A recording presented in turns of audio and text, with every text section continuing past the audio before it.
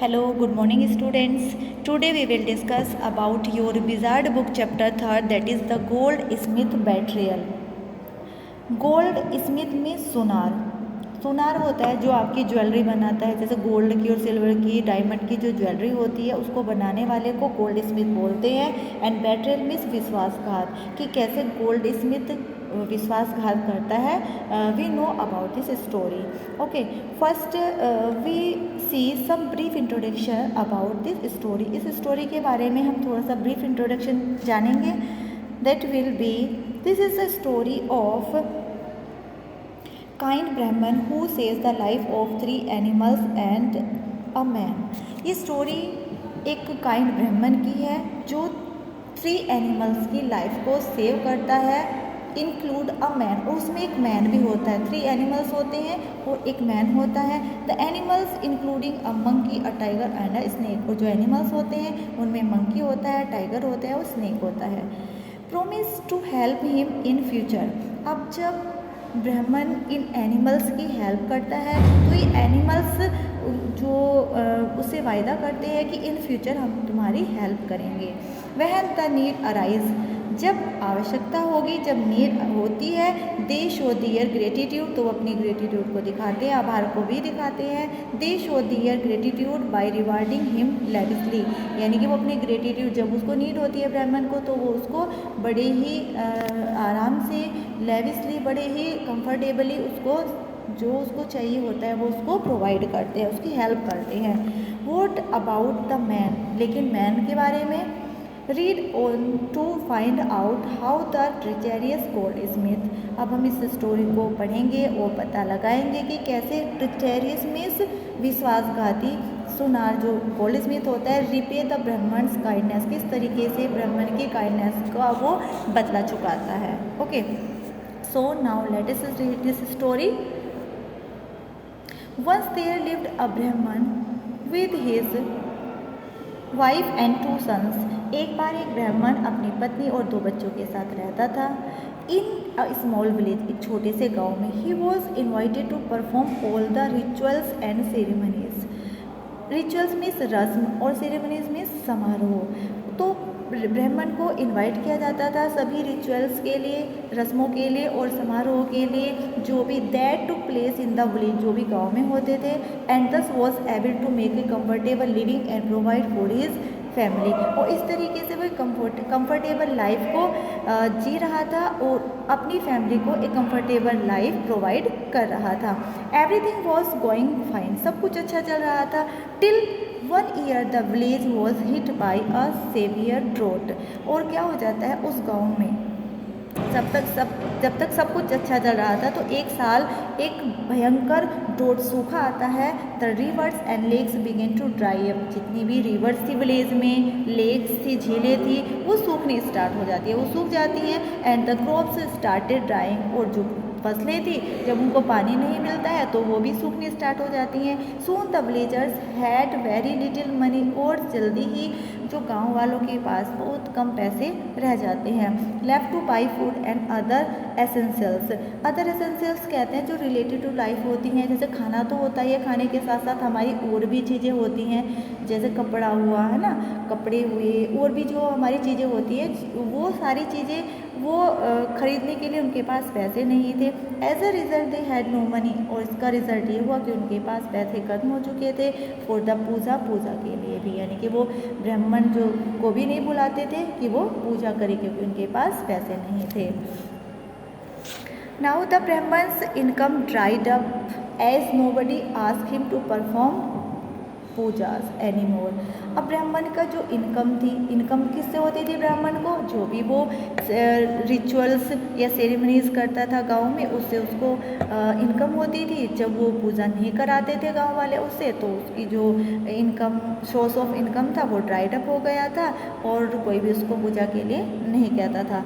As days went by, ऐसे ही दिन बीतते गए। His family came down to the level of begging. जो फैमिली थी ब्राह्मण की, वो ऐसी सिचुएशन में आ गई कि उनको मांगने तक की नौबत आ गई। But even that was not enough, लेकिन ऐसा इनफ नहीं था, ऐसा करना मांगना भी इनफ नहीं था कि भाई मांगने से खर्च चल जाता। Finally, one day the Brahman decided to leave their small village. और फाइनली ब्राह्मण ने क्या किया कि वो गांव को छोड़ देगा and go to the capital city, और वो कैपिटल सिटी चला जाएगा। कैपिटल सिटी मीन्स जैसे हम कहाँ रहते हैं, इंडिया में रहते हैं, हमारी कंट्री इंडिया है और हमारी कैपिटल क्या है, दिल्ली। तो इस तरीके से उसने डिसाइड किया कि वो कैपिटल सिटी जाएगा to look for a job, और वहाँ पर एक काम ढूंढेगा। Sadly he took leave of his wife, और बड़े दुखी मन से उसने अपनी पत्नी को एंड फैमिली को छोड़ा एंड सेट ऑफ, और अपनी जो भी उसका लुक फॉर अ जॉब थी उसके लिए उसने स्टार्ट किया, अपनी जर्नी स्टार्ट की। After walking for many hours, काफ़ी घंटे, कुछ घंटे चलने के बाद ये वो चलता रहा तो काफ़ी टाइम हुआ उसे, कुछ घंटे स्पेंड हो गए।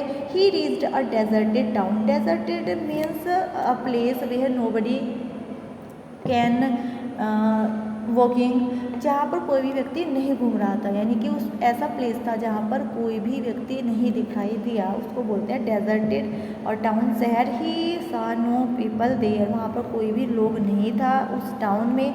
Just old broken down houses, केवल टूटे फूटे घर थे। As he was passing by one of the ruined building, और जैसे ही वह एक रुइंड मीन्स टूटी हुई बिल्डिंग से गुजरा, पासिंग बाई मीन्स गुजरना, ही हर्ड अ नॉइज, उसने एक आवाज़ सुनी, that sounded like a cry for help, और वो आवाज़ जो थी वो ऐसी थी कि जैसे कोई हेल्प के लिए पुकार रहा हो।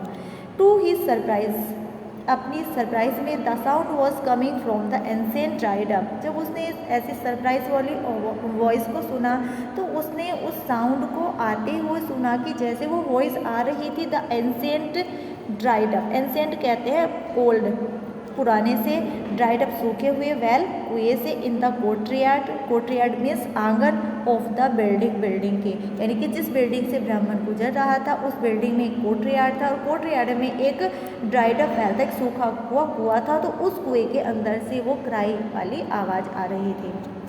Sorry. He cautiously approach the well. Cautiously means, cautiously means होता है सावधानी पूर्वक, अप्रोच मीन्स देखना, द वेल, उसने कुएं में बड़ी अटेंटिवली देखा, एंड पीप्ड इन मीन्स झाँक कर देखना। इट वॉज डार्क इनसाइड, अब वेल के अंदर क्या था, डार्कनेस थी। The well and the first he could not see a thing, पहले तो कुछ भी नहीं देख पाया, but as his eyes grew use to darkness, लेकिन जैसे ही उसकी आंखें सुटेबल हो गई देखने के लिए, he could make out the formidable shapes of a full grown tiger, तो उसने देखा कि एक फॉरबिडेबल मीन्स फायरस, एक भयंकर, एक भयानक डरावना सा, और फुल ग्रोन अप यानी कि एक मैच्योर सा टाइगर की उसने शेप को देखा। क्या होता है जब हम डार्कनेस में जाते हैं, लाइट से हम डार्कनेस में जाते हैं तो फर्स्टली हमें कुछ भी दिखाई नहीं देता है, लेकिन जैसे जैसे हम डार्कनेस में एंट्री कर देते हैं, थोड़े टाइम के लिए स्टॉप हो जाते हैं, तो हमें कुछ टाइम बाद दिखने लगता है। तो इसी तरीके से पहले तो टाइगर ने कुछ नहीं देख पाया, लेकिन वो बाद में टाइगर की शेप को देखता है। Help me implored the tiger when he saw the Brahmin, और जैसे ही टाइगर ने ब्राह्मण को देखा उसने इम्प्लोर किया, उसने रिक्वेस्ट की, प्लीज़ हेल्प मी, कि मेरी हेल्प कीजिए। बट यू विल ईट मी, अब ब्राह्मण ने कहा कि तुम मुझे खा जाओगे। रेप्लाइड द ब्राह्मण क्वेकिंग विद फियर, क्वेकिंग मीन्स काँपते हुए, और फियर मीन्स डर से। अब डर से जो ब्राह्मण था वो डर से काँप रहा था, उसने कहा कि तुम मुझे खा जाओगे। I will certainly not eat someone who helps me, अब क्राइड द टाइगर, टाइगर ने कहा कि जो डेफिनेटली मुझे क्या करेगा, मेरी हेल्प करेगा, मैं उसे क्यों खाऊंगा। ऑन द अदर हैंड, और दूसरी तरफ, आई विल हेल्प यू, मैं तो तुम्हारी हेल्प करूंगा, if you ever need my help, कि जब कभी भी तुम्हें मेरी हेल्प की नीड होगी मैं तुम्हारी हेल्प करूंगा, मैं तुम्हें खाऊंगा नहीं। Sorry. The Brahmin thought about it and being a kind person decided to help, अब जो ब्राह्मण ने सोचा कि उसने सोचा and being a kind person, और ये काइंड पर्सन की इधर है, डिसाइडेड टू हेल्प, उसने डिसाइड किया कि वो उस टाइगर की हेल्प करेगा। He rolled a rope into a loop and threw it down. अब उसने क्या किया, रोप ली, ब्राह्मण ने एक फुल स्ट्रेंथ में, फुल लंबाई में एक रोप को लिया और उससे क्या किया, एंड थ्रू इट डाउन, और उसे वेल में डाल दिया। The tiger stepped into the loop and was pulled out. अब टाइगर ने स्टेप रखे उस लूप पर, उस रस्सी पर जो उसने फुल स्ट्रेंथ में वेल में डाली थी, एंड पुल्ड आउट, और बाहर खींचा उसे। After much painting and puffing, बहुत हाफने और फूलने के, पेंटिंग मीन्स कहते हैं हाफना, एंड पफिंग कहते हैं जब सांस फूल जाता है, हम जो लॉन्ग ब्रीथ लेते हैं ना तो उसे बोलते हैं हाफना। तो इस तरीके से हाफने के बाद और पफिंग करने के बाद वो टाइगर जो था कुएं से बाहर निकला। द ब्राह्मण became aware of more crisis, जो ब्राह्मण था वो अवेयर हो चुका था, परिचित हो चुका था उन क्राइसिस से जो वेल से आ रही थी। And when he look down again, और जब उसने अगेन लुक डाउन किया इनटू द वेल, ही सा अ मंकी, तो उसने एक मंकी को देखा।